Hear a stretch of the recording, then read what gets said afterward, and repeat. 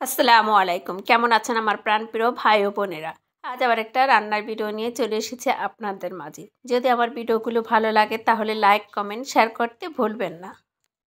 প্রথমে আমি পেঁয়াজগুলো তেল দিয়ে ভেজে নিয়েছি, তারপরে এর মধ্যে আদা রসুন দিয়েছি, আর এখানে হলুদ গুঁড়ো, মরিচ গুঁড়ো, ধনিয়ার গুঁড়ো, টালা জিরে গুঁড়ো দিয়েছি।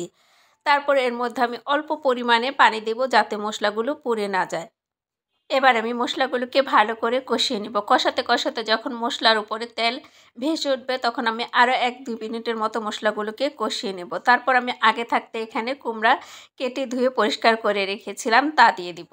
আর আমি আমার পছন্দ মতো কুমড়াগুলোকে টুকরো দিয়ে নিয়েছি। আপনারা আপনাদের পছন্দ মতো এখানে কুমড়াগুলোকে টুকরো দিয়ে নিতে পারেন। তারপরে মশলার সাথে কুমড়াগুলোকে আমি ভালো করে মিশিয়ে নিচ্ছি একটা চটার সাহায্যে। আর ঝাল, লবণ সব কিছু কিন্তু আপনাদের স্বাদ অনুযায়ী এখানে দিতে পারেন। কুমড়াগুলো আমি 1-2 মিনিটের মতো এভাবে কষিয়ে নেব। তারপর একটা ঢাকনা দিয়ে আমি ঢেকে দেব। আর কুমড়ার তরকারি হতে কিন্তু খুব একটা বেশি সময় লাগে না। অল্প সময়ের মধ্যে কিন্তু কুমড়ার তরকারিটা হয়ে যায়। কুমড়া অল্পতেই দেখেন সিদ্ধ হয়ে যায়। আর এই কুমড়া সবজিটা কার কার পছন্দ কমেন্ট করে জানাতে ভুলবেন না। 1-2 মিনিট পর আমি ঢাকনাটা উঠিয়ে আবার একটা চটার সাহায্যে নেড়ে দিব। আর দয়া করে আমার সম্পূর্ণ ভিডিওটা দেখে তারপরে সুন্দর একটা কমেন্ট করবেন। আপনাদের একটা সুন্দর কমেন্ট কিন্তু আমাদেরকে নতুন করে আবার ভিডিও তৈরি করার উৎসাহ বাড়ায়। ঢাকনাটা ওঠানোর পর আমি আবার এভাবে কিছুক্ষণ কষিয়ে নিচ্ছি। আর অল্প অল্প দেখেন কুমড়া গায়ের থেকে পানি ছেড়েছে, সেই পানিগুলো আমি চুলার আঁচটা বাড়িয়ে শুকিয়ে নিচ্ছি। আমরা নতুন পুরনো যারা আছি সবাই সবাইয়ের ভিডিওগুলো বেশি বেশি করে দেখব এবং সুন্দর কমেন্ট করব। এতে করে আমাদের সবারই এঙ্গেজমেন্ট বেড়ে যাবে। এবার আমি এখানে পরিমাণ মতো পানি দিচ্ছি।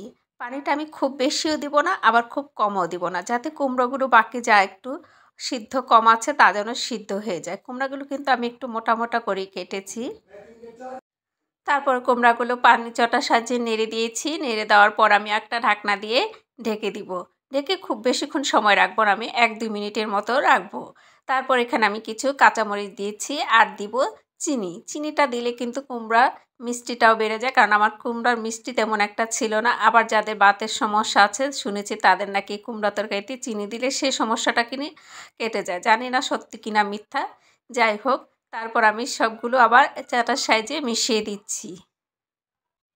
মিশিয়ে দেওয়ার পর আমি একটু চেক করে নিচ্ছি আমার কুমড়াগুলো সিদ্ধ হয়েছে কিনা। কুমড়াগুলো আমার সম্পূর্ণ সিদ্ধ হয়েছে। আর মাছগুলো আমি কিন্তু আগে থাকতে মশলার সাথে কষিয়ে নিয়েছিলাম, ওটা অবশ্য আপনাদেরকে দেখানো হয় না। এগুলো হলো ইলিশ মাছ।